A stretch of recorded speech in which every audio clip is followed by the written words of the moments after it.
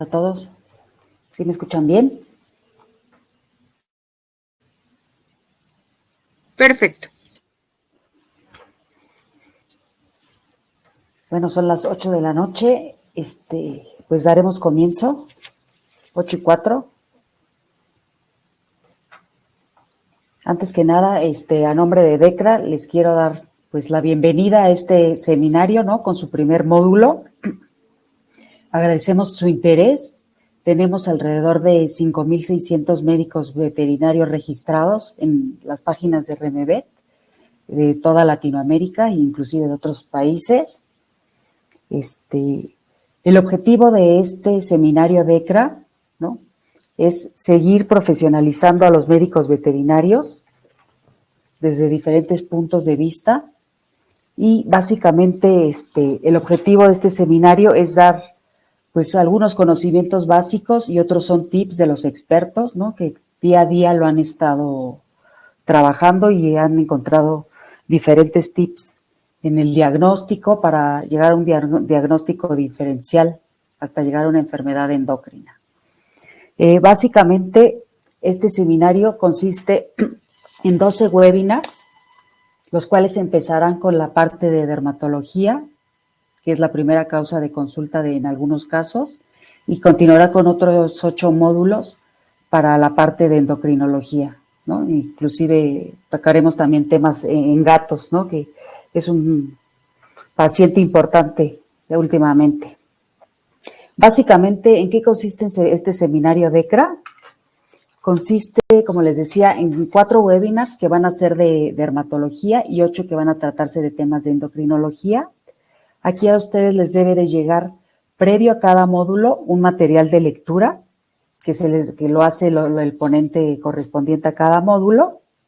Se van a tener unas memorias escritas por el doctor Santiago Teisander, quien va a ser el moderador de todos los módulos y coordinador de todos los casos clínicos y de todo el concepto de cada seminario.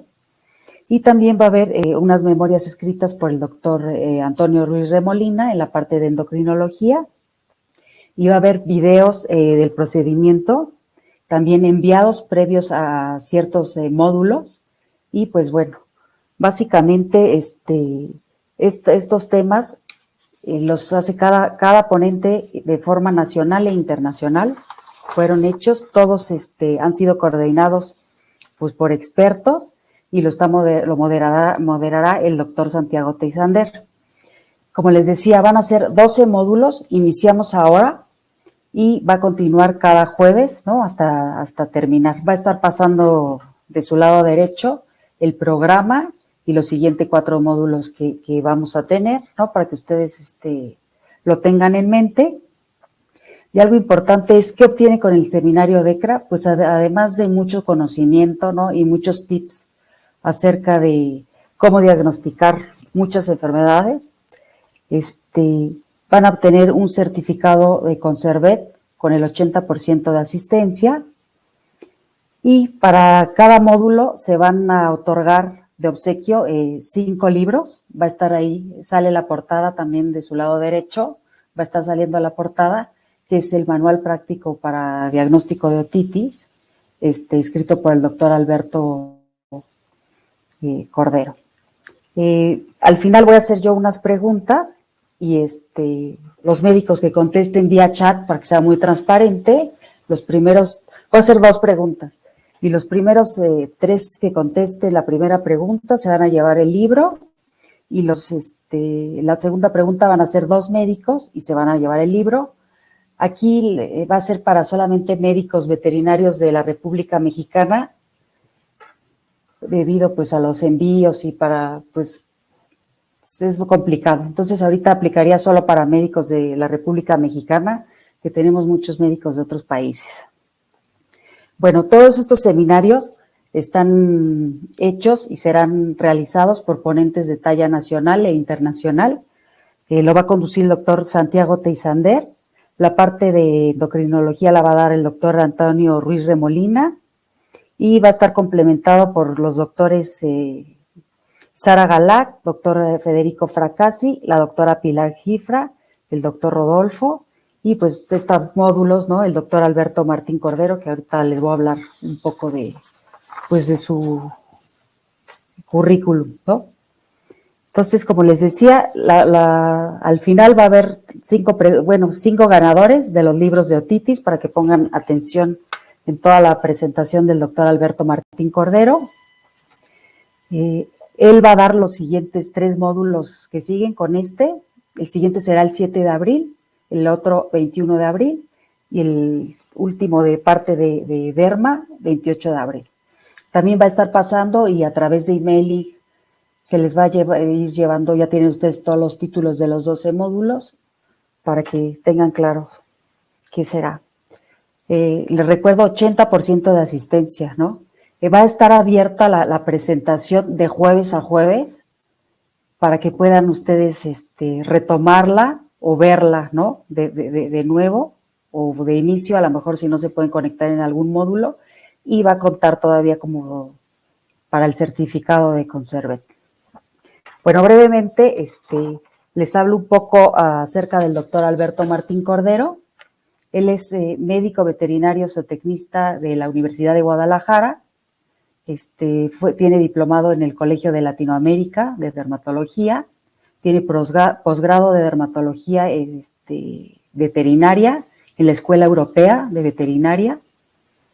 Realizó cursos de capacitación en Florida.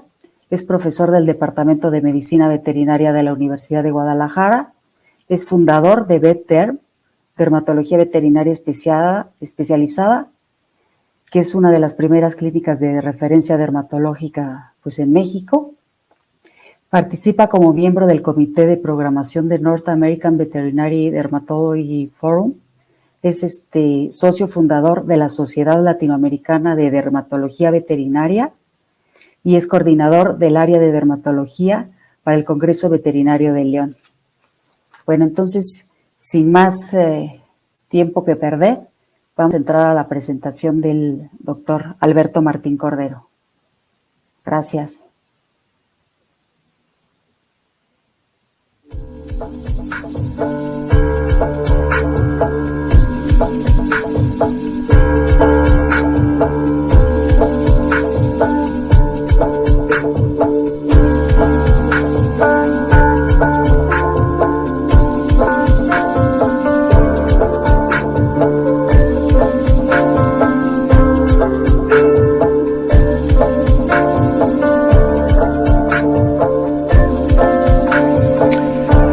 ¿Qué tal? Buen día, soy Alberto Martín Cordero.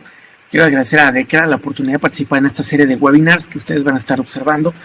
El día de hoy vamos a hablar de una aproximación diagnóstica a las dermatosis en general en perros y gatos. Bueno, como les comentaba, realmente es complicado tratar de aproximar un tema tan amplio en una hora, un pasadito de la hora, pero bueno, me di la tarea de juntar todo lo más básico que tenemos que saber antes de podernos aproximar. En esta serie de webinars que ustedes van a estar observando, que muchos están enfocados en problemas de medicina interna, la parte que vamos a ver hoy nos va a servir como un parteaguas para aproximarnos a los pacientes y también tener una idea de cuándo vamos a sospechar de algunas de las dermatosis que tienen que ver con problemas hormonales, ¿sí? Y por supuesto también el próximo webinar hablaremos de otitis, también discutiremos un poco de esa aproximación. Ahora bien, una de las partes más difíciles que tenemos con dermatología y una de las quejas principales de los médicos es que todo se parece. Y la realidad es que sí, en particular tenemos una cantidad de lesiones muy similares, pero con diagnóstico completamente diferente. Por eso de repente parte de la frustración de muchos médicos que no están acostumbrados a ver problemas dermatológicos reside en que no sabemos cómo empezar, no sabemos qué hacer. Y parte de lo que vamos a cubrir en esta charla es eso, sí, saber qué y cómo vamos a comenzar a trabajar con estos pacientes, cuáles son las lesiones más comunes y cómo vamos a aproximarlas. Ahora, dermatología veterinaria es una de las especialidades o es la especialidad que tiene mayor número de condiciones descritas.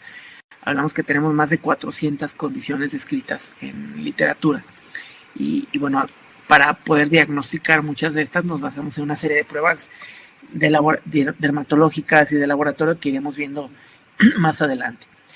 Ahora, el tener una cantidad de lesiones tan diversas nos hace también que necesitemos una manera de aproximarnos a estos pacientes. Algo que siempre les repito cuando hablo de este tipo de variedad de lesiones es que no podemos hacer dermatología de libro. Es decir, por más bonito que tengas un atlas de dermatología veterinaria, no vas a poder voltear a ver el atlas, voltear a ver a tu paciente y saber qué tiene inmediatamente. No se puede. ¿Por qué? Porque también muchas de las dermatosis que vamos a ver no respetan lo que llamamos patrones de distribución clásicos. Sí, hay unos que sí tienen un patrón muy marcado, pero otros no. Entonces, para mí, ese patrón de distribución que se utiliza desde hace mucho tiempo, pues a veces dista de tener tanta utilidad porque me encuentro con pacientes que no leyeron el libro de dermatología y por tanto manifiestan las dermatosis de manera completamente distinta. Entonces, dentro de esta variedad de lesiones que tenemos, lo que necesito es tener una aproximación. Porque llega el paciente así, bueno, la pregunta entonces, ¿cómo empiezo? ¿Qué es lo que hago? ¿Sí? ¿Cuál es la parte que voy a trabajar? Y entre una aproximación clásica, tenemos que hay una historia clínica, ¿sí? Un examen físico, pruebas diagnósticas, interpretación de pruebas y diagnóstico. Es una aproximación clásica.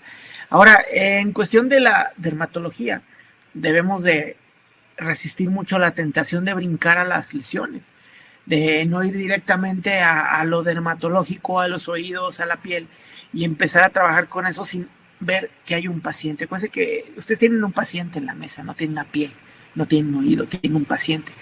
Y por tanto sí necesitamos comenzar a colectar una serie de datos, incluso antes de que toquemos el paciente. Y en esta parte la historia clínica juega un papel fundamental. Y a mí me gusta dividir la historia clínica en dos. Tenemos una historia clínica general y una historia clínica dermatológica. Y vamos a hacer preguntas, una serie de cuestionamientos hacia el propietario que van enfocados a general y también que van enfocados al problema en cuestión. La idea de todo esto es que seamos capaces de colectar la mayor cantidad de datos posibles para que nosotros podamos establecer una línea de tiempo y también podamos tener sospechas clínicas para al final, por medio de pruebas diagnósticas, ahora sí que corroborar o descartar esta sospecha que nosotros podemos tener. En problemas dermatológicos ocurre muy frecuente que nosotros tenemos pacientes que han cruzado por muchos médicos, muchos tratamientos o muchos meses de evolución. Una de las preguntas que siempre hago al propietario, independientemente de las lesiones que esté observando y que sean secundarias de otras lesiones que ya aparecieron, es ¿cuál fue el fin de la salud aparente? ¿Cuándo ocurrió? O sea, ¿cuándo estaba bien y cuándo ya no lo estaba? Independientemente de que la lesión que esté observando ahorita haya sido consecuencia de muchas otras lesiones que ocurrieron en el pasado. ¿Cuáles tratamientos se le dieron y qué respuesta tuvo esos tratamientos? Y en esta parte a veces es complicado porque te llegan con unos pergaminos de tratamiento, con una bolsa de múltiples shampoos, lociones, cremas, pastillas muy grande y tienes que estar hurgando entre todo esto. Y también quiero saber qué enfermedades anteriores tuvo y no importa que no sean dermatológicas. Si quiero saber qué enfermedades tuvo, si tuvo cirugías, si tuvo otras patologías previas al problema que estoy presentando. Y no importa que no tengan que ver con la piel, porque usualmente el propietario tiende a centrarse nada más en eso y acaba omitiendo información muy, muy valiosa. ¿Okay? Ahora, ¿qué hay detrás y cómo yo hago en realidad la consulta? O sea, voy a platicar lo que hago y lo que pasa por ese proceso mental cuando yo estoy viendo un paciente. Primero quiero saber cómo empezó, que es lo que ya platicamos. Veo qué lesiones hay actualmente ahorita. Y cuando conoces las patologías, sabes que tienen ciertas características de formar lesiones particulares. Entonces yo lo que empiezo a pensar en mi cabeza es, tengo estas lesiones, ¿con qué dermatosis son compatibles? Ahora, si yo sé que son compatibles con X enfermedad, ¿qué pruebas necesito para confirmar o descartar esto? Luego interpreto esas pruebas, llego a mi diagnóstico, que puede ser presuntivo o definitivo, y elijo un tratamiento. ¿Sí? Ese es el proceso que paso, ¿sí? Resumido, obviamente. Aquí le quitamos la diversión a todo este proceso, pero finalmente es como el resumen de lo que pasa por mi cabeza cuando trabajo con estos pacientes. Ahora, el examen físico general creo que es algo que se nos olvida y me parece que no es algo exclusivo de dermatología. Creo que las nuevas generaciones de médicos hacen menos examen físico general y ceden ante la tentación de brincar a las pruebas diagnósticas. Y recuerden que las pruebas diagnósticas, las pruebas laboratoriales, la patología clínica, todo esto que hacemos en la clínica diaria, es una herramienta que te permite confirmar o descartar algo que tú ya estás pensando. Pero para tú pensarlo, tú necesitas pasar por un examen físico general. Ahora dices, bueno, ¿para qué quiero revisar un examen físico general si viene un problema de piel? Acuérdense que esa piel está unida a un paciente y que hay enfermedades sistémicas con manifestación dermatológica.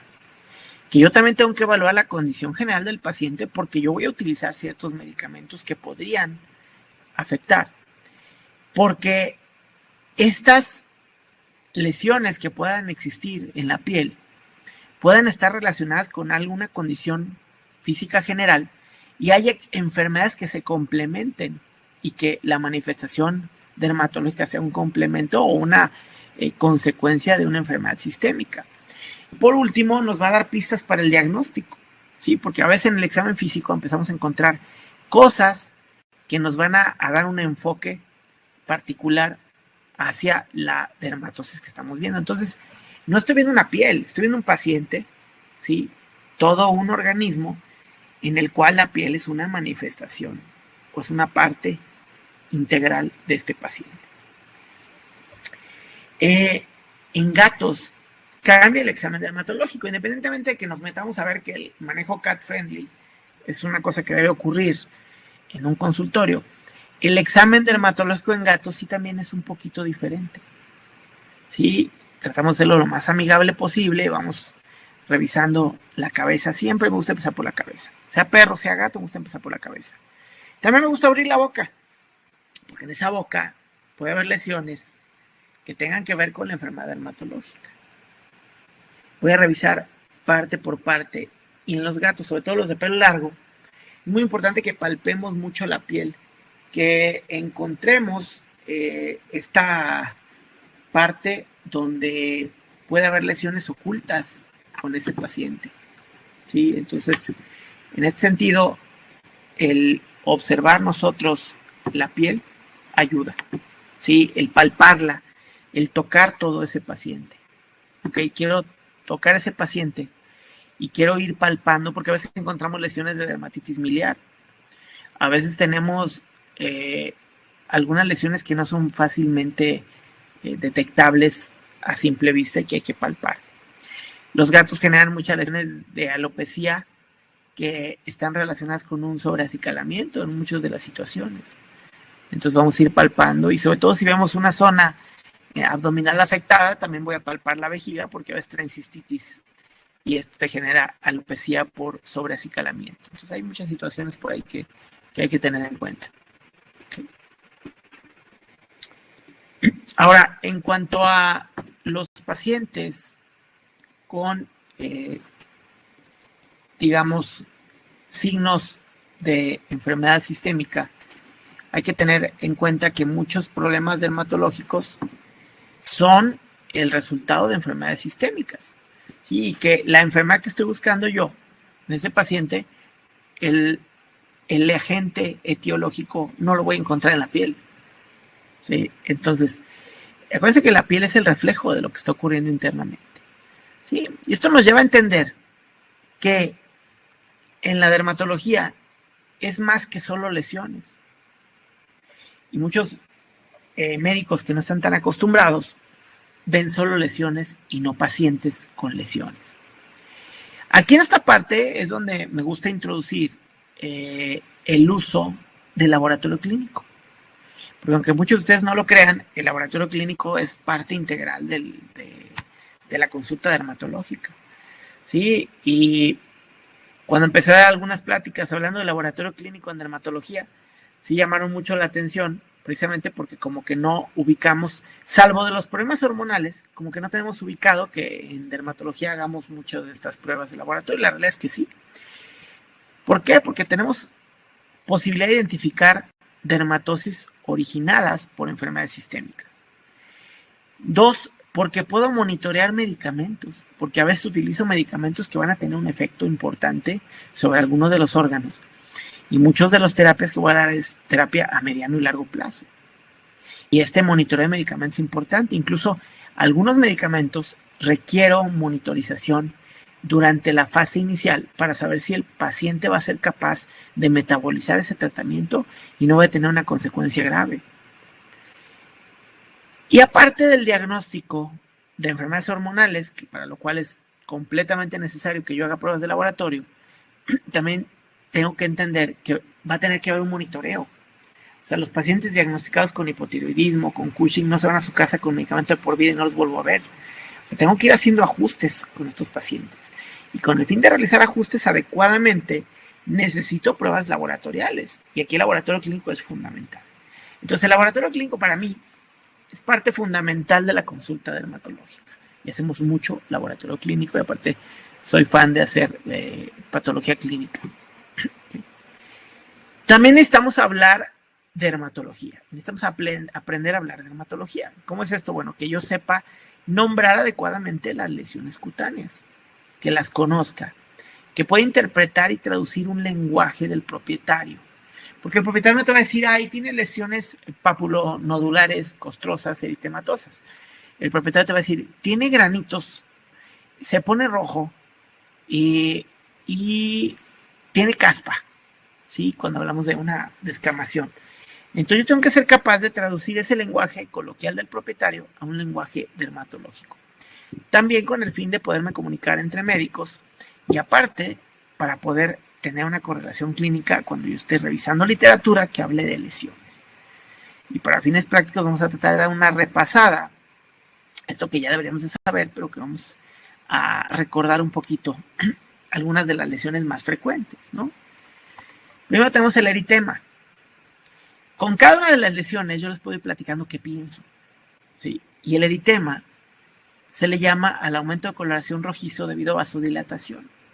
Ahora, no hay que confundirlo con algunas lesiones de vasculitis, ¿sí? Y hay una prueba que se llama diascopía, que les voy a enseñar más adelante, que nos ayuda a distinguir eritema de cosas vasculares, ¿no? De que haya sangrados en la zona de la piel. Entonces, cuando yo veo eritema, las cosas que pienso están más enfocadas en reacciones de hipersensibilidad. Empiezo a pensar en alergias, empiezo a pensar en este tipo de problemas cuando veo lesiones eritematosas. ¿Okay? Entonces ya desde ver una lesión empiezo yo a pensar. Y las lesiones pueden estar completamente combinadas unas con otras, en algunos de los casos, y no ser exclusivas. Otra lesión primaria es la mácula. La mácula son lesiones planas circunscritas de tamaño menor a 1 centímetro de diámetro. Y nosotros tenemos lesiones pequeñas, como aquí, que son máculas, pero también tenemos lesiones de parche, que son más grandes. Son planas, circunscritas, ¿sí? En todo este paciente.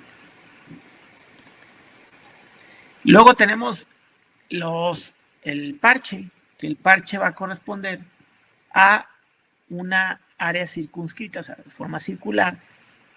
Puede ser plana o elevada con cambio de coloración y puede ser mayor a 1 centímetro de diámetro. Entonces, vamos a ver cómo evolucionan y pueden ser colores distintos. Puede ser color rojo, pueden ser color oscuro. Luego veo placas y pápulas, que las pápulas son lesiones elevadas como nodulares sólidas menores a 1 centímetro de diámetro. Y tenemos que la placa es como si fuera una torta de pápulas. Entonces, una agrupación de pápulas forma una placa. ¿Y qué pienso yo en esto? Pienso en reacciones de hipersensibilidad, pienso en pioderma bacteriano secundario, por supuesto, casi siempre, ¿sí? En procesos inflamatorios alérgicos, ya sea hipersensibilidad inmediata o tardía. Puedo pensar en neoplasias también, por supuesto. Entonces empiezo a pensar en diferentes cosas. ¿Okay? Luego tenemos una de mis lesiones favoritas, que es la pústula. ¿Sí? La pústula es una de las lesiones favoritas de los dermatólogos, porque nos da una cantidad de información tan grande.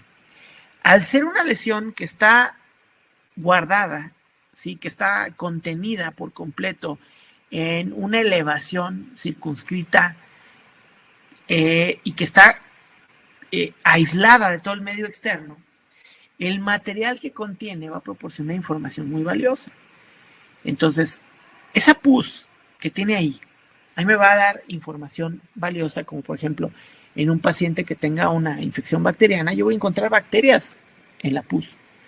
En un paciente que tenga un pénfigo foliáceo, como el de la fotografía aquí, yo voy a encontrar células acantolíticas, ¿sí? Entonces, la pústula es muy, muy valiosa, ¿sí? Y lo que más quiero hacer con una pústula es tomarle una citología a esa pústula, ¿ok?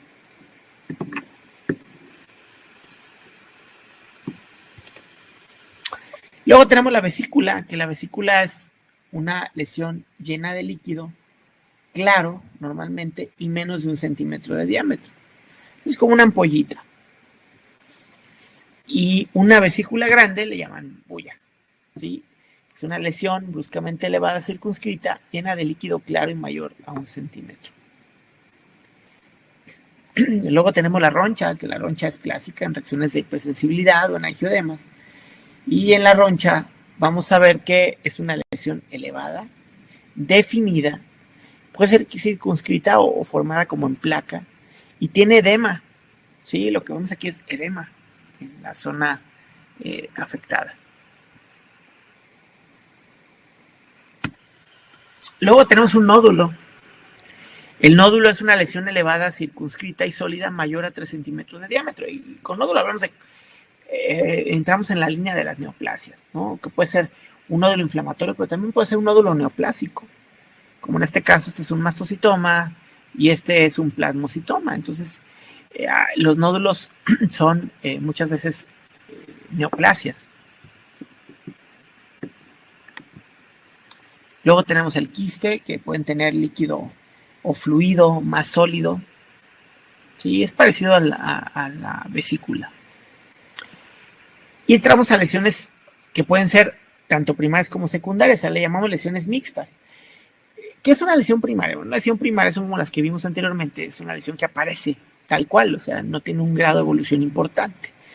Luego tenemos lesiones secundarias que son consecuencia de las primarias, y luego tenemos lo que llamamos primarias o secundarias o mixtas, que tanto pueden ser consecuencia de algo como pueden aparecer de manera primaria, ¿ok?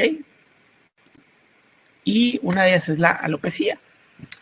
La alopecia nos referimos a la pérdida parcial o completa del pelo, que pueden ser en áreas pequeñas o puede ser generalizada. Y esta alopecia puede ser secundaria a prurito, secundaria a acicalamiento, o puede ser una alopecia no inflamatoria, ¿sí?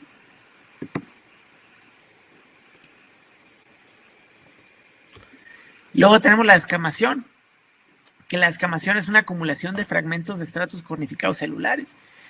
Empezamos a ver una gran cantidad de caspa, de descamación. Si tenemos en cuenta que hay un tiempo de renovación epidérmica, que en los mamíferos oscila entre los 21 y los 28 días, es el tiempo que tarda la epidermis en hacer un recambio completo. Ahora, cuando la epidermis tiene un recambio, normalmente esos 21 o 28 días, la descamación es imperceptible. Pero cuando este recambio epidérmico se acelera, empezamos a notar escamas, ¿sí? Y vemos desde escamas muy sencillas hasta descamación marcada, que incluso se forman costras, que es la siguiente lesión que vamos a observar, ¿no? Y las costras sabemos que en la mayoría de las ocasiones suele ser secundaria, ¿sí? Secundaria a exudado seco, suero, pus o sangre, que va a contener muchas veces células, escamas o medicaciones. A veces después de una medicación aparecen lesiones costrosas. Entonces, la costra es un resultado de una serie de mezclas de diferentes productos adheridos a la superficie de la piel y que al final pues están generando esta manifestación como descamativa adherida a la piel, ¿sí? Le llamamos costra. Luego tenemos los cilindros foliculares, que los cilindros foliculares dan como resultado que en el pelo se observen unas como envoltorios, ¿sí?, de queratina y de material como queratino sebáceo alrededor del pelo. Si nosotros lo viéramos con una lente de aumento, lo vamos a ver como aquí. Vemos que el pelo está como adherido uno con otro y que incluso se ve como, yo le digo que tiene apariencia a veces como cuando dejas una brocha con pintura que no limpiaste bien y se pegan los pelos. Y en el examen, en el tricograma, vamos a encontrar envoltorio de pelo alrededor del tallo piloso, y no debe confundirse con dermatofitos, ¿sí? Es un envoltorio y te habla, el cilindro folicular te habla dos cosas. Uno, puede haber una foliculitis presente o puede haber un exceso de un problema de queratinización. ¿Ok? Luego tenemos los comedones, que un ejemplo que me gusta utilizar es el de los puntos negros que nos salen en la nariz. Esos son comedones. Son folículos pilosos dilatados llenos de células cornificadas y material sebáceo. Esta vista es con dermatoscopía, donde podemos ver realmente este material sebáceo ocupando el folículo dilatado.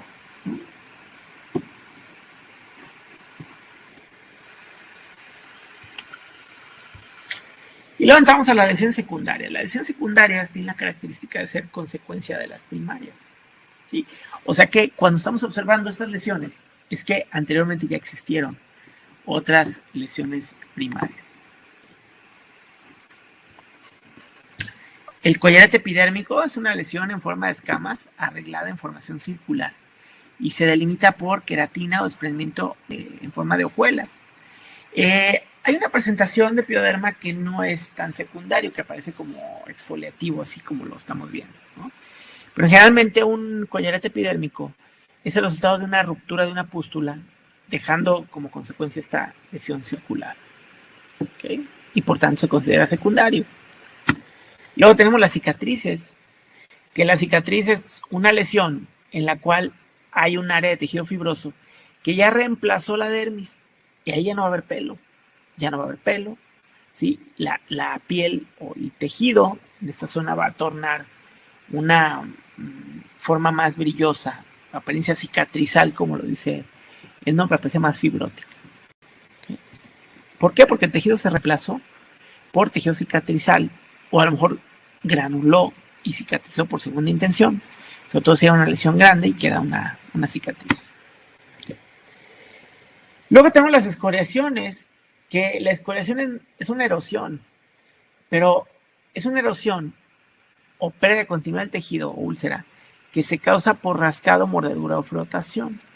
Y usualmente una característica de las escoriaciones es que suelen tener un patrón lineal.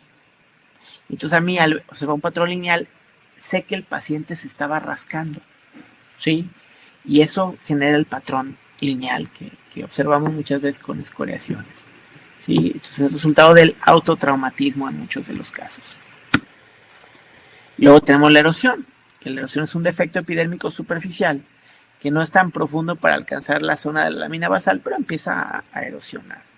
Y diferente la úlcera, donde la úlcera se pierde completamente el tejido. Si hay una pérdida de continuidad del tejido de lo que es la epidermis y expone ya sea la dermis subyacente o incluso en algunos casos como aquí se va por completo la epidermis. ¿Okay? Aquí tenemos una ulceración tan grave que ni siquiera tenemos piel. ¿Sí? Ya es un agujero aquí, son agujeros. Aquí sí tenemos la dermis subyacente, pero hay una pérdida de continuidad de tejido importante, ¿no? Y este paciente con úlcera indolente tenemos aquí en la zona de la boca mucha afectación. Las fisuras en general son hendiduras de formación lineal que se forman en la piel causadas por dermatosis, daño directo, procesos inflamatorios. ¿Okay? Y se forman lesiones, hendiduras, tal cual como una fisura. Luego tenemos la liquenificación. Cuando ven pacientes con liquenificación, es que el paciente está crónico, ¿sí? La lesión no es nueva. Porque para que exista este cambio de la piel, este cambio inflamatorio crónico, se requieren de semanas a meses. Entonces, usualmente no son pacientes que su dermatosis sea nueva. La liquenificación la definimos como el engrosamiento y endurecimiento de la piel y se caracteriza por una exageración de los márgenes superficiales de la piel. Entonces aquí podemos ver, este paciente tiene dermatofitosis, vean cómo se exageran los márgenes de la piel, ¿sí? Está muy crónico, o sea, tiene ya meses con el problema y eso hace que no esté, que se agrave el cuadro.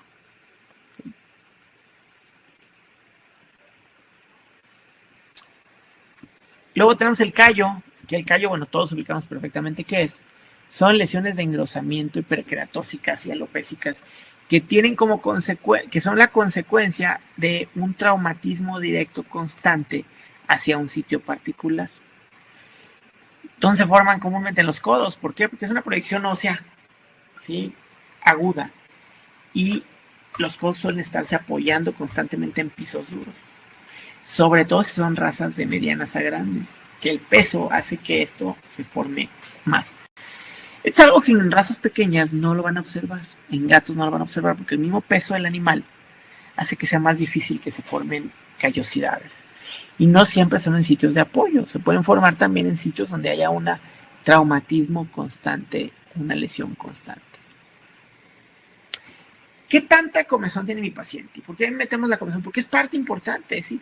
Y aunque no es algo tangible, no es algo que podamos identificar o contabilizar, la realidad es que sí podemos contabilizarlo, ahorita les digo cómo, pero no es algo tan tangible, pero es algo que molesta y que vemos a veces en la consulta, a veces no nos damos cuenta, ¿sí? Porque lo hacen nada más en la casa y en la consulta está distraído, pero también sabemos que aproximadamente el 30% de los pacientes que van con una queja de problema dermatológico tienen prurito asociado. Y el prurito es complicado desde el punto de vista en que el cliente no tiene idea que los gatos y los perros se lamen o se chupan o se muerden con el objetivo de aliviar el prurito. Cuando yo les pregunto a los clientes, oye, ¿no se rasca? Pues ellos rascar es con las uñas, ¿sí? Ellos lo ubican perfectamente con las uñas, el rascado. Pero tú le dices, oiga, los pacientes perros, gatos, se lamen para aliviar el prurito.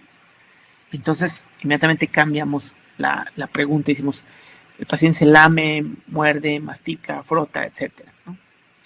Y hay una manera en que lo podemos contabilizar. Utilizamos una escala análoga visual del prurito que está publicada y validada ya desde hace algunos años. Y en esta, el propietario es capaz de calificar del 0 al 10 la comezón que tenga ese paciente en base a una escala caracterizada por situaciones de comportamiento. Por decir, una comezón del 10 es una comezón extremadamente severa, casi continua, la cual no se detiene, no importa que esté en otro lugar, no importa que esté distraído, no importa que esté en el consultorio, y que necesitas restringirlo físicamente para que lo deje de hacer. Esa es una comezón del 10. Mientras que nos vamos a un 6, ponen como ejemplo de algo moderado, algo leve, vemos que la comezón puede ocurrir en la noche, pero no cuando come, juega, hace ejercicio o está distraído. Y una comezón del 1, del 2, habla de comezón leve, episodios ocasionales. El perro, en este caso, tiene ligeramente más comezón que cuando no había problema de piel. ¿Sí? Solo para que nos demos una idea. Ahora, ¿para qué nos sirve esto? Es una manera de convertir algo subjetivo en algo objetivo y también es una manera de monitoreo muy sencilla para el propietario. Porque cuando vuelva a la consulta, si eso estaba en 8 y lo vuelvo a revisar y le digo, califíqueme por favor la comezón nuevamente y me dice, está en 5, está en 6, quiere decir que mi tratamiento va bien y estoy haciendo una aproximación adecuada con ese paciente. Cuando hablamos de prurito, por fuerza tenemos que pensar en alergia. Y no puedo hablar de una aproximación alérgica en una conferencia de 1 hora, pero lo que sí puedo hacer es darles una aproximación de 4 pasos que hacemos con pacientes alérgicos. Y esta me gusta, fue propuesta por la doctora Michelle Rosenbaum. Está muy fácil porque vas de lo más fácil de tratar a lo curable, lo controlable. Hablamos de pacientes con prurito, con comezón. Primero, pues checar que no tenga parásitos o tratarlo tratar los parásitos. Ahora tenemos herramientas muy prácticas para tratar los ectoparásitos. Ahora, le quité los parásitos, ¡pum! Hay que ver que no tenga infección. ¿Cómo lo veo? Con citología. Si no tiene levaduras, infección bacteriana, etcétera. ¿Sí? Oye, tiene, pues quítasela. Y luego, oye, no es estacional, todo el tiempo pasa. Entonces tengo que hacer una dieta de restricción. Porque a lo mejor el problema viene de una alergia alimentaria. Y yo no lo estoy diagnosticando. Entonces tengo que hacer una dieta de restricción y confirmar o descartar por medio de reexposiciones.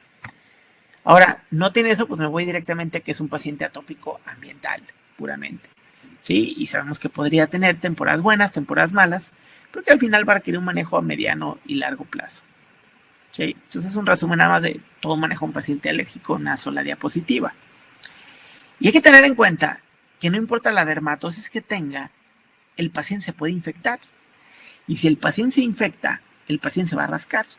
Entonces algo que pudo haber comenzado como algo hormonal que normalmente no genera prurito y que después el paciente se infecta por esta situación hormonal, va a tener prurito y no debes de desviarte de tu diagnóstico pensando en que es una cuestión alérgica cuando el paciente tuvo prurito hasta después que se infectó. ¿Por qué se infectan los pacientes?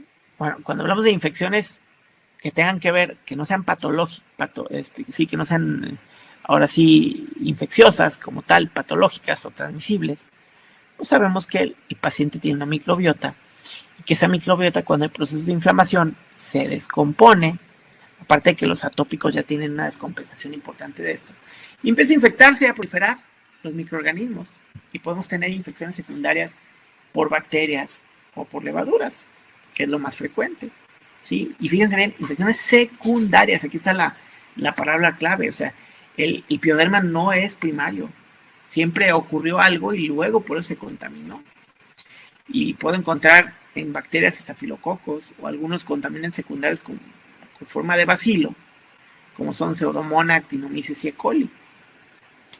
Y la gran ventaja de que sepas hacer citología es que vas a tener la capacidad de poder distinguir mucho de estos microorganismos y no necesitas hacer un cultivo como tal, exceptuando que quieras saber si el antibiótico funciona o no y quieras saber cuál bacteria es.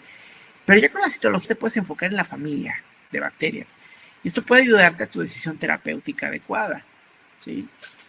El pioderma, también hay que entender que puede haber sobrecrecimientos o infecciones. Y el sobrecrecimiento no es lo mismo que una infección. Un sobrecrecimiento hablamos de una mayor cantidad de bacterias a la citología, ¿sí? Pero sin inflamación neutrofílica que esté mostrando que se comen las bacterias, las células inflamatorias. ¿Cómo ocurriría aquí? ¿Sí? Donde sí tenemos la presencia de una fagocitosis importante y vemos aquí el neutrófilo consumiendo bacterias, ¿sí? Y esto nos dice que hay fagocitosis y si hay fagocitosis hay una infección activa, ¿okay? Entonces, a simple vista, eso es lo que podemos aproximar con un paciente dermatológico. Y bueno, platicamos al principio que requerimos pruebas diagnósticas. Y esto es fundamental. ¿Por qué? Porque si no, pasa lo que estamos platicando al principio. Yo no puedo tratar lo que no veo. No puedo diagnosticar del libro. Por más bonito que parezca muchísimo la lesión que yo estoy observando con la lesión que está en ese libro precioso que tengo, un atlas de dermatología, y por más igual que sea, el diagnosticar así te va a generar posibles errores. Por eso los métodos de diagnóstico lo que van a hacer es enfocarte en esa lesión, en ese diagnóstico que estás buscando, ¿sí? Y bueno, hay quien le llama métodos de primera intención, de segunda intención, etcétera. Pero bueno, vamos a hablarle de métodos diagnósticos en general. Sí, voy a nombrarles algunos de los métodos de diagnóstico que más utilizo. Y el primero que les quiero hablar es la dermatoscopía. Ahora, la dermatoscopía en general no se utiliza mucho en medicina veterinaria, en dermatología veterinaria no la usan. Y yo tengo algunos años utilizándola. Y la verdad es que me cambió por completo la manera en que yo trabajaba. Es una técnica no invasiva. Provee resultados inmediatos. Me reduce posibilidades diagnósticas. Y me facilita la elección de pruebas diagnósticas. Y de repente tengo colegas que hacen lo mismo que yo. Que dicen, ¿pero para qué te sirve? Eso es como para humanos. Si ustedes han ido al dermatólogo y su dermatólogo es bueno, se han dado cuenta que tiene un dermatoscopio, ¿sí? Ahora, ¿para qué me sirve? Voy a poner un ejemplo, ¿no? Si tú aprendes a ver cómo se ven las lesiones, tú puedes catalogar el origen de estas lesiones y hacer a un lado un montón de diagnósticos diferenciales que no los necesitas. Les pongo este ejemplo. ¿Sí? Este paciente tiene alopecia en la zona del pecho, es un chihuahueño, y tiene alopecia en la zona del pecho. ¿Sí? Está quedando sin pelo. Yo tengo que tener una batería de diagnóstico para empezar a aproximar. Pero si yo hago dermatoscopía en este paciente, que la hicimos, yo lo que empiezo a ver, y lo quiero transmitirles en este sentido, es que estoy viendo que hay arresto folicular. Esta característica que yo observo con el pelo me está diciendo que el pelo está detenido, que tengo una posible telogenización, o sea, que está detenido el ciclo del pelo. Entonces, en este sentido, todos mis diagnósticos diferenciales van a ir enfocados a aquellas dermatosis que te generan arrestos foliculares. Y no voy a andar haciendo otras cosas porque estoy viendo que hay un arresto folicular. Entonces, ya, si yo estoy viendo eso, ¿para qué me voy a meter en otras cosas? ¿Me explico? Okay. Luego tenemos el raspado cutáneo. Yo le llamo que es el clásico, ¿no? ¿Por qué? Porque todo el mundo lo utilizamos, todo el mundo lo hacemos. Pero a veces me encuentro con que no tienen bien claro para qué funciona. Y el raspado cutáneo exclusivamente sirve para detectar ácaros. Nada más. Sí, nada más. Ácaros superficiales, como Sarcoptes, Klebsiella, Notoedres, y ácaros profundos, como es Demodex. ¿Por qué profundos? Porque ven el folículo, es un ácaro más profundo. Sí, los otros son más superficiales porque ven el estrato córneo. Ahora, para hacer un raspado bien hecho, necesitas rasurar la zona afectada y raspar. No me interesa el pelo, porque no es un tricograma. No me interesa que haya mucha sangre, porque yo recuerdo a algunos maestros de antaño que decían, es que dale hasta que sangre. Y las que no. A mí no me interesa que haya sangre, nada más me estorba y no me deja ver bien. Lo que sí debes de hacer, y esto considerando un raspado cutáneo profundo, es que tú puedas presionar un poco entre tus dedos índice y pulgar y raspes hasta que haya un poco como de vascularización, como cuando te rasuras de más. ¿Y qué vemos? Por ejemplo, este paciente que tiene una alopecia, vemos la alopecia al costado y vemos que raspamos y encontramos Demodex. Ahora este paciente es un adulto con hemodicosis que tiene lesiones compatibles con síndrome de Cushing, pero esa es otra historia, ¿no? Entonces es una enfermedad complementaria que está generando la hemodicosis. Luego tenemos al tricograma. Yo digo que es el olvidado porque lo hacen poco. ¿Para qué nos sirve? Para un montón de cosas. ¿Qué puede diagnosticar? Ectoparásitos. Signos de alopecia autoinducida. O sea, yo me puedo dar cuenta si el paciente se está rascando o no con el tricograma, aunque el cliente diga que no lo vio, porque muchas veces se esconden para hacerlo. Sobre todo los gatos tienen un comportamiento que le llamamos rascadores de escondite. Y luego tenemos displasias foliculares que puede diagnosticar con eso, dermatofitos, desórdenes nutricionales, autoinmunes, alopecia areata mayormente, ¿sí? Ejemplo, ¿sí? ¿Qué reviso? Quiero revisar la punta del pelo, el tallo del pelo y la raíz del pelo. Y cada parte me va a dar pistas de enfermedad. Por ejemplo, la raíz del pelo me va a decir en qué etapa está. Y yo puedo detectar una telogenización, un arresto folicular también con el pelo. ¿Sí? Ejemplo. Fíjense aquí. Tenemos este paciente con zonas de alopecia dorsal. Tiene poco pelo, tiene una hipotricosis, tiene muy poquito pelo en toda esta área. Aquí está, es un dashboard. ¿Sí? El diagnóstico de este paciente está aquí y se hizo en 5 minutos. Si nosotros vemos el tallo del pelo, el tricograma, vemos que hay una cantidad de material de melanina muy grande, como aquí, que incluso deforma raíz, deforma el pelo, y esto se llama alopecia por dilución de color. Es un problema de color diluido esto es una normalidad o sea, congénita, digamos, y que se puede ir manifestando. Pero no es algo que puedas arreglar, ¿sí? Es genético. ¿Estamos? Entonces, no es que no crezca pelo. Si ustedes se acercan con el dermatoscopio, hay pelo, pero está chiquito. Pero como tiene esta parte que debilita la pared del pelo, hace que no llegue a su tamaño normal, que debería llegar y se caiga. Entonces, hay un ejemplo de cómo diagnosticas algo en 5 minutos con un tricograma, ¿no? Luego este otro paciente, bien, vean, tenemos las lesiones circulares alopécicas, y si yo arranco pelo veo esto, y esto es compatible con un dermatofito, porque veo esporas, veo destrucción del tallo piloso, entonces esto es un dermatofito, ¿sí?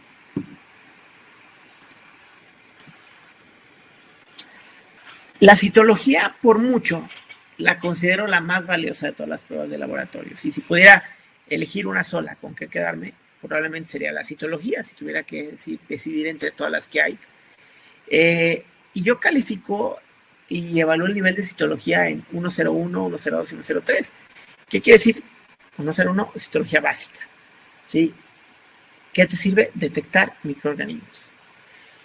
La que sigue es la citología intermedia, en donde ya sabes detectar patrones inflamatorios, y el patrón inflamatorio te da pistas porque finalmente puedes ver de qué tipo de enfermedad se podría tratar en algunos casos.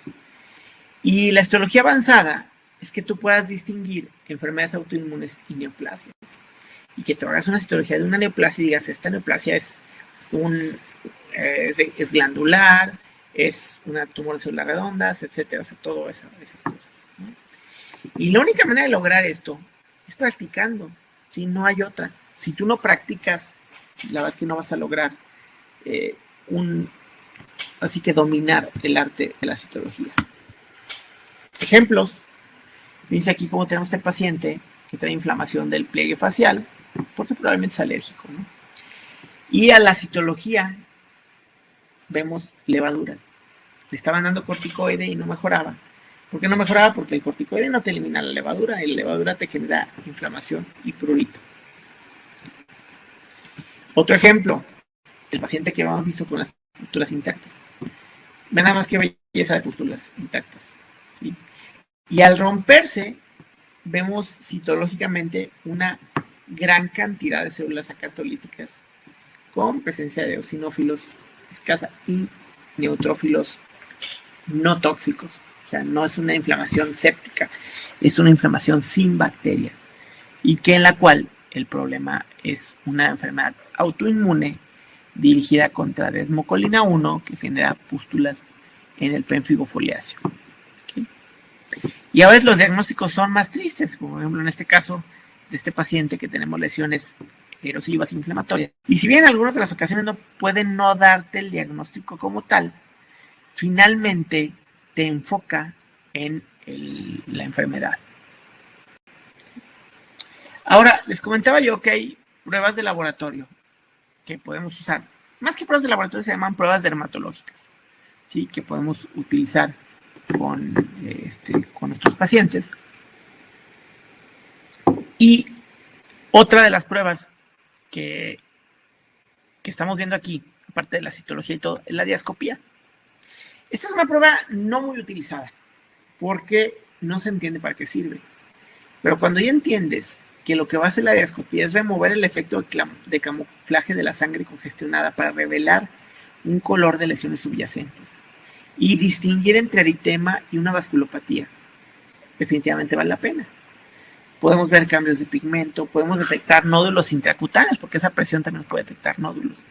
Entonces, es bien práctica y la haces muy fácil. ¿Cómo la haces? Agárrate un portaobjetos y presiona una zona de eritema. Si la lesión blanquece, es eritema. Si no blanquece y está roja todavía cuando presionas, es vascular. ¿Ok? La lámpara de Wood, que muchos la tienen y a veces la malentendemos. Sí, es una buena herramienta. No es la única herramienta para vos, ni es tampoco la panacea para descubrir a los dermatofitos, pero sí si brilla, que lo que debe de brillar es el tallo del pelo, como aquí ven qué bonito se ve el brillo verde fluorescente del tallo del pelo, ahí sí podemos sospechar altamente de dermatofitos. ¿Okay? Luego las biopsias, ¿sí? De repente, uno de los errores que observo con las biopsias es que las haces cuando estás perdido y piensas que el patólogo es así como mago y te va a dar el diagnóstico, pero padrísimo, escrito al final con letras doradas y entre paréntesis, casi casi, ¿sí? O con comillas, y en grande, en letra bold.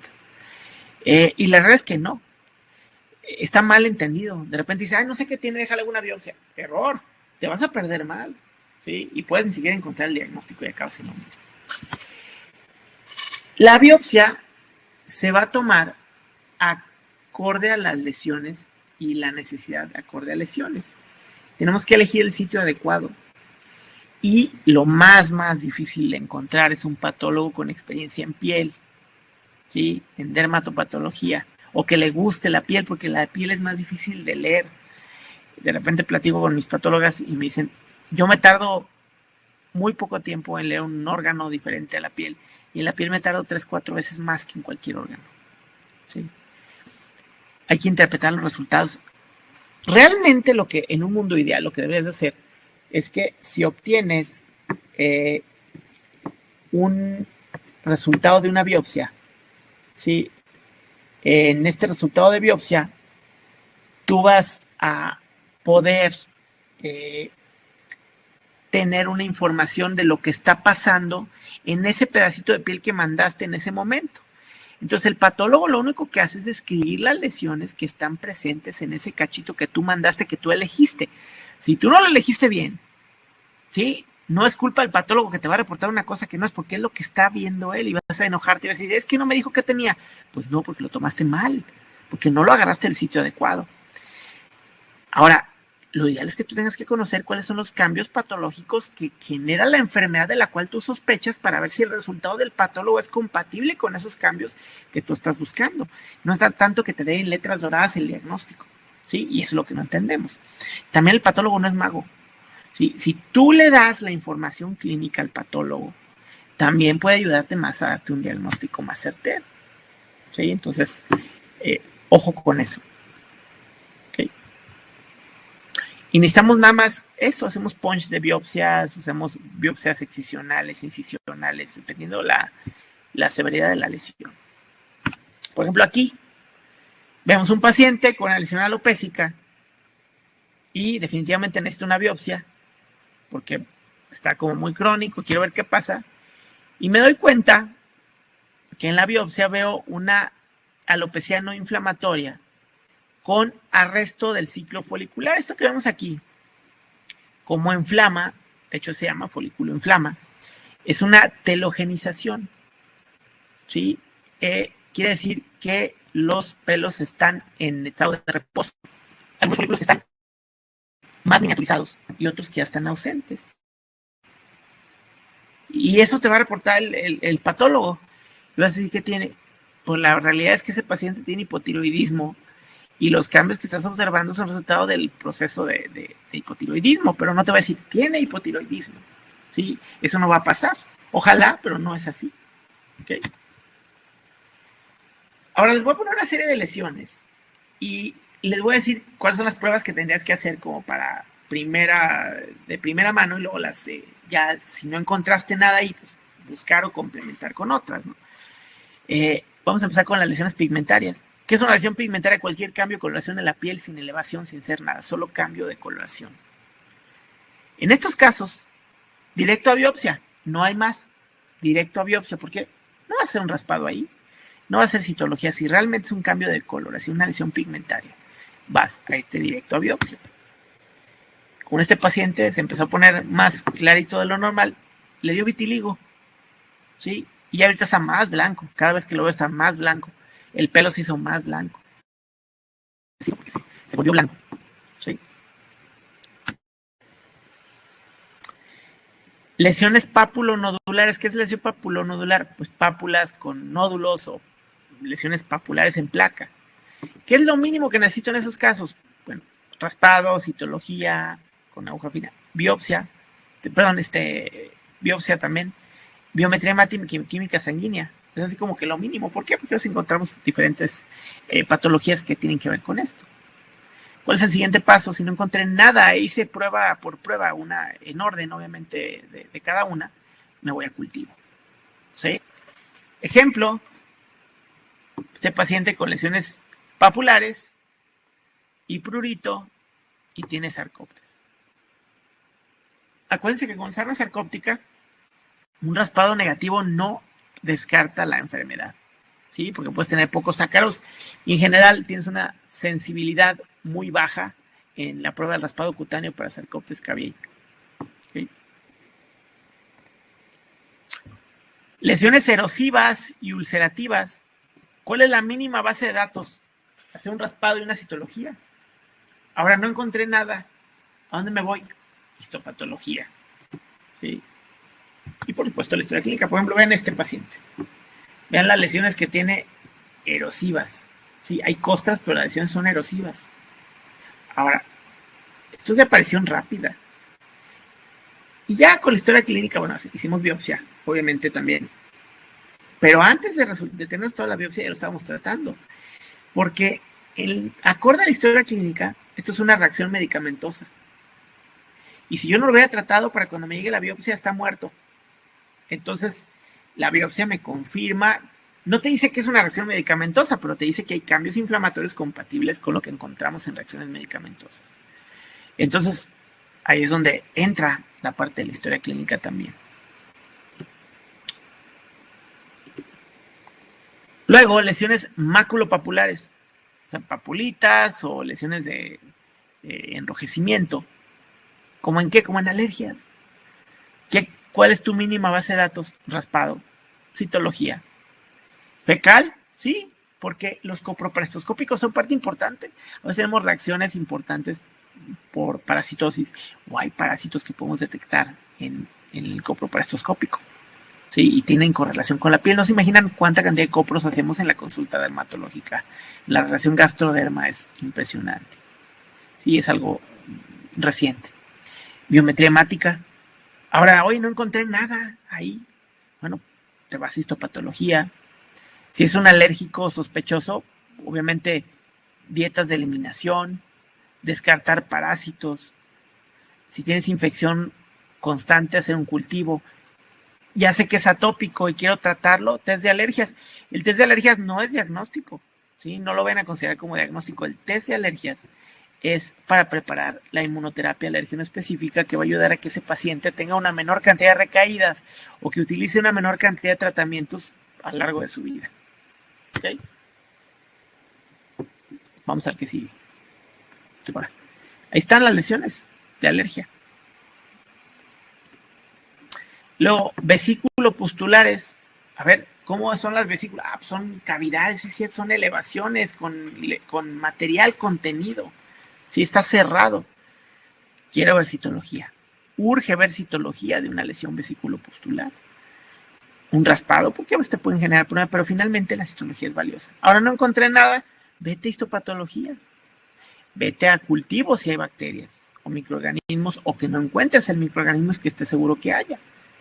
Y por supuesto, descartar parásitos o incluso pensar en dietas de eliminación, porque en general en alergias alimentarias puede haber reacciones tardías que te generen lesiones un poquito más severas que las de alergia normal.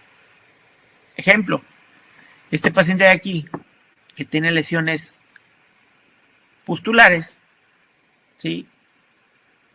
Rompo la pustulita y me encuentro esto. Bacterias, no hay ninguna. Entonces, ¿por qué le dan antibióticos si no hay bacterias ahí? Sí, porque no es infeccioso. Luego tenemos las alopecias extendidas. Entonces, a ver, imagínate, todo el perro sin pelo o una gran parte sin pelo. Mínima base de datos. Raspado, ¿por qué? Puede ser un demodex, sí. Puede ser un hongo. Entonces hacemos medio de cultivo. Tricograma, que también te sirve. Sí. ¿Por qué? Como en el perro que vimos con alopecia con dilución de color, tenía una alopecia extendida. Biometría hemática, química sanguínea, ureanálisis. ¿Por qué? Porque te van a apuntar hacia lo que sigue, que es un perfil endocrino. La histopatología también te puede dar algunas pistas, ¿no? Entonces aquí, en estas extendidas, es donde pensamos en hormonales. Como aquí, como este paciente con cola de rata, que vamos a hablar de hipotiroidismo, vamos a hablar de Cushing en las siguientes conferencias.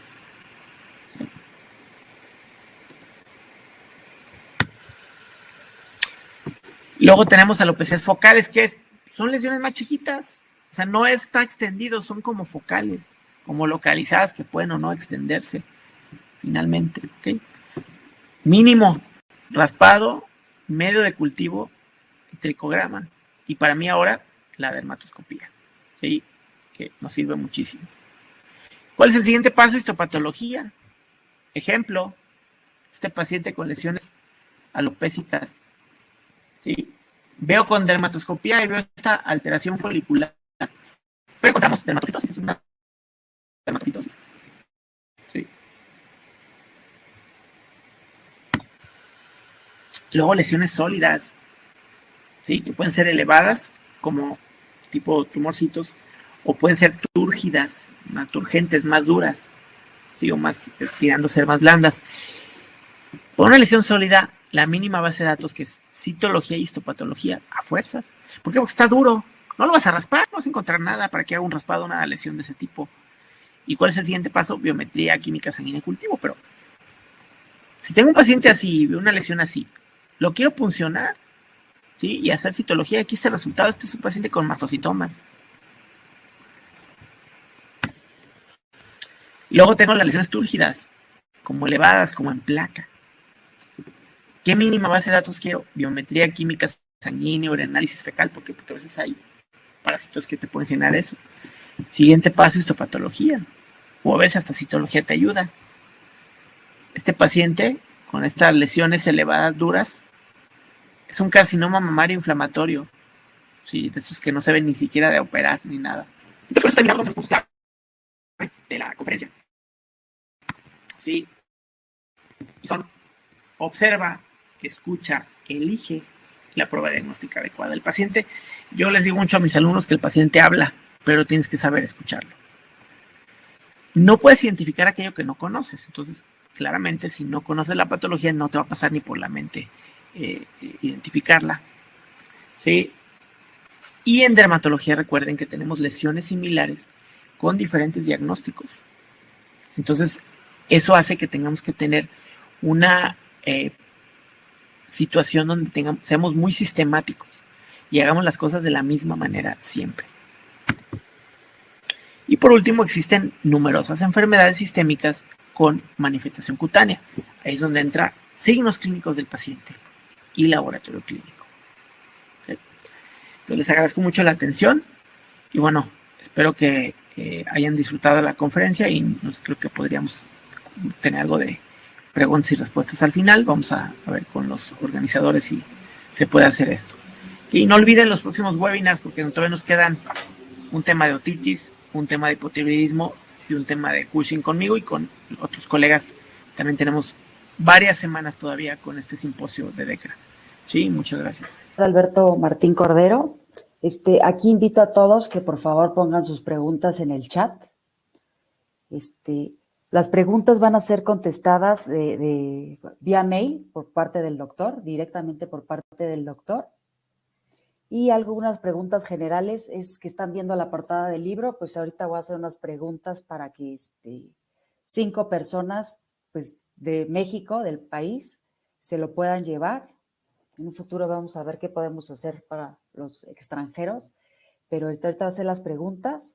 Otra pregunta que es como muy constante es la asistencia, ¿cómo la checamos? La checa la plataforma, entonces es importante que los datos que pongan de su nombre y apellido sean los que quieran que vayan también en el certificado de Conservet.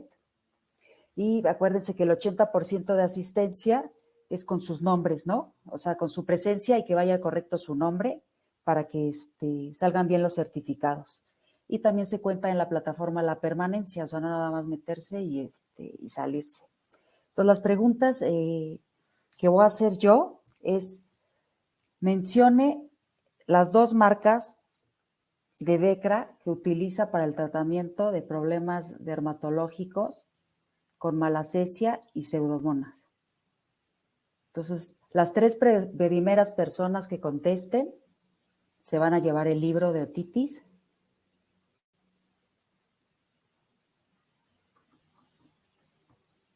Y voy a hacer otra pregunta. ¿Ya contestaron? Ahorita yo no puedo ver eso, pero Todavía no. Entonces, los primeros 3 médicos que contesten, mencione 2 productos DECRA que utilizan para el tratamiento de malacesia y pseudomonas.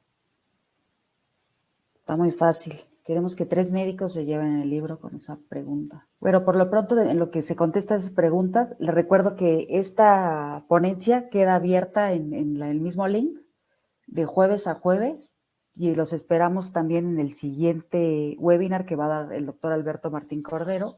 Como mencionaba, ahora el siguiente es aproximación práctica de la otitis en perros y gatos.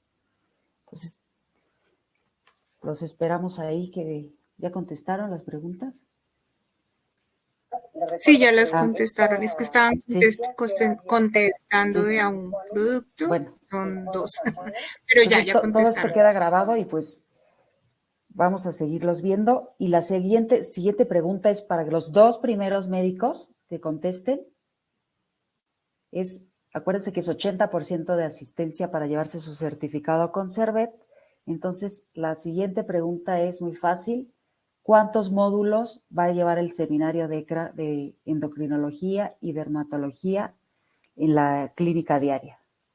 A los 2 primeros médicos que contesten. Ya contestaron. Ráfaga de respuestas. Pues muchísimas gracias por su asistencia y su permanencia, ¿no? La verdad es récord, ¿no? La asistencia y la permanencia para la plataforma también, creo, para nosotros también. Entonces, los esperamos para los siguientes módulos, ¿no? Y terminar el seminario DECRA completo. Muchas gracias.